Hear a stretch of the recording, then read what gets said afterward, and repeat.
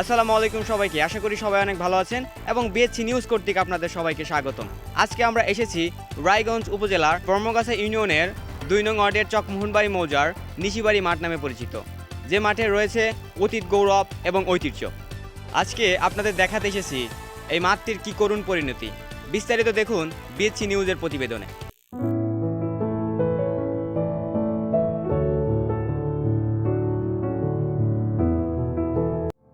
এই মাঠটিতে কতই যে খেলাধুলার আয়োজন ছিল, কতই যে খেলোয়াড় তৈরি হয়েছে তার কোনো ইয়াত্তা নেই।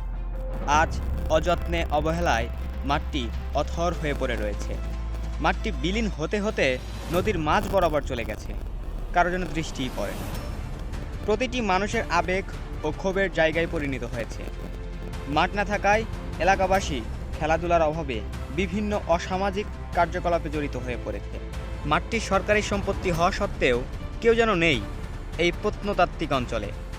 মাঠটি ভাঙতে ভাঙতে নদীর মাঝ বরাবর বিলীন হয়ে গেছে। মাঠটিকে পুনরায় সংস্কার করার জন্য এলাকাবাসীর পক্ষ থেকে বিএসসি নিউজ কর্তৃপক্ষের দৃষ্টি আকর্ষণ করছে। কর্তৃপক্ষের কাছে জোর দাবি জানাচ্ছি, একটি সঠিক ধারার সমাজ ব্যবস্থা তৈরি বা ধরে রাখার জন্য বিনোদন আবশ্যকীয়, যার এই বিনোদনের মূল হাতিয়ার খেলাধুলা, যা পরবর্তী জেনারেশনকে সঠিক বিনোদনের মাধ্যমে সমাজ ব্যবস্থা তথা দেশকে এগিয়ে নিয়ে যেতে সাহায্য করবে। মাঠ সম্পর্কে তারা বিস্তারিত জানে। এখন আমরা এখানকার স্থানীয় এক চাচার সাথে কথা বলবো। আচ্ছা চাচা, এই মাঠটা কতদিন আগে তৈরি হয়েছিল? আনুমানিক 60 বছর। আনুমানিক 60 বছর আমরা আগে খেলাধুলা করছি। কত বছর যাবত এই মাঠটার এই বেহাল দশায় পড়ে আছে? কত বছর যাবত এখানে খেলাধুলা হয় না? তাও তো 20-30 বছর, 20-30 বছরেরই হইতো। জি, 20-30 বছর খেলাধুলা হয় না, কাজ হইতেছে। এখন আপনারা কি চান এই মাঠটা সংস্কার করুন? হ্যাঁ করেন, আপনারা যদি ভালো করে করেন তাহলে আমাদেরই ভালো, আমাদের সবারই ভালো।